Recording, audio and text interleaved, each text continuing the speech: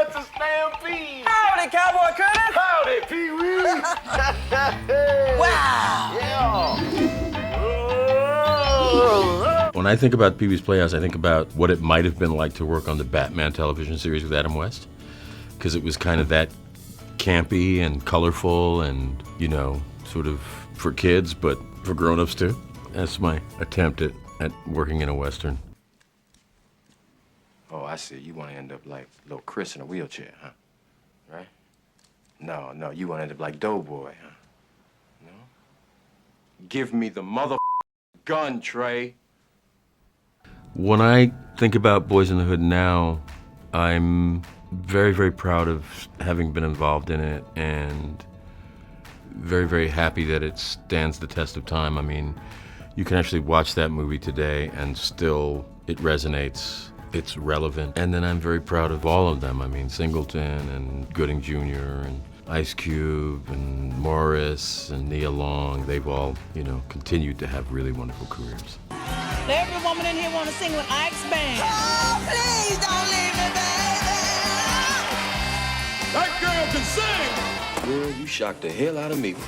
For me, one of the most interesting things about Ike was that, you know, he was an early rock and roll pioneer, putting a woman out front. You know, the obvious thing is the domestic abuse element, you know. It was also the performance that sort of made people aware of Angela Bassett and me to a certain extent. You take the blue pill, the story ends. You wake up in your bed and believe whatever you want to believe.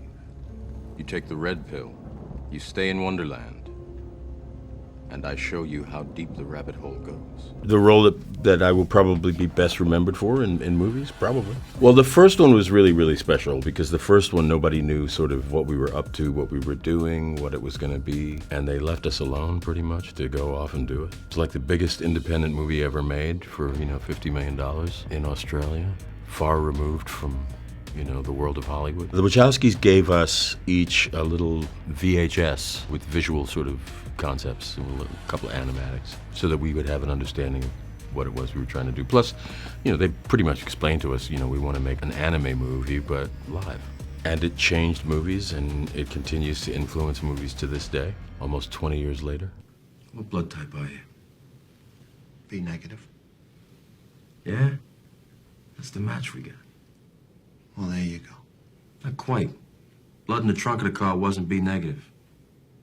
It was fantastic to work with somebody who was that well prepared, that confident, not only in himself, but his crew and his cast, and who gave you the freedom to, like, do your thing, didn't waste any time. It was really, really refreshing. I loved working on that movie. I loved working with Bacon. I had worked with him 100 years ago on a movie called Quicksilver, and it was nice for Clint to pair us up together. Look, maybe I can get something out of it for you. Like what? You gonna reduce 2 consecutive life terms down to 1? Like maybe I can guarantee that this isn't the last conversation you'll have with someone who isn't shoving your food through a hole in the door. CSI was great. I mean, it was a really interesting idea to bring me on. I had not really watched it when I got the offer, and they sent me 4 really, really strong episodes. And I was struck at how dark it was and how smart it was. And I thought, oh, this is a good fit for me. I'm kind of dark and kind of smart. It was nice to be a part of it, and I enjoyed myself while I was there a lot.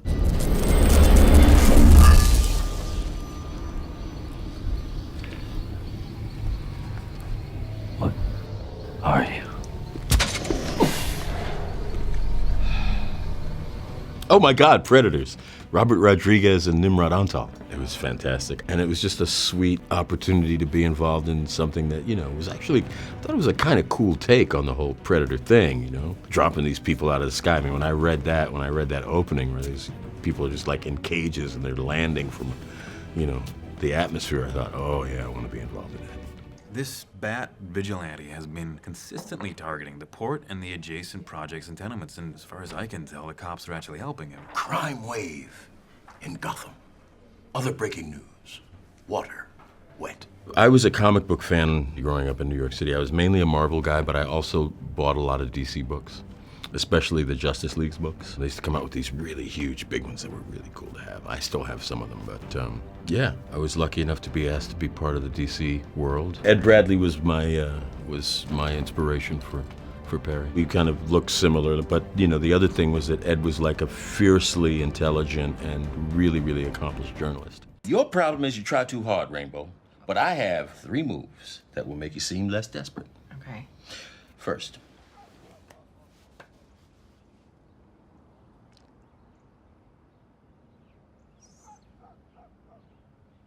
What? make them wait. It's nice to be able to like suddenly switch my mask and get to do comedy when really I have made my living and my reputation being a dramatic actor. And to finally arrive at a place where it's appropriate for me to wear the comedy mask and is kind of liberating and really a lot of fun for me. Anthony is somebody that I've known for a long time and loved his work, and we've met and talked about working together over the years, and then suddenly we find ourselves playing father and son, and it's just perfect. I couldn't have asked for a better situation. And you know, Tracy Ellis Ross is so talented. She's so gifted both with comedy and with drama that yeah, I couldn't be happier.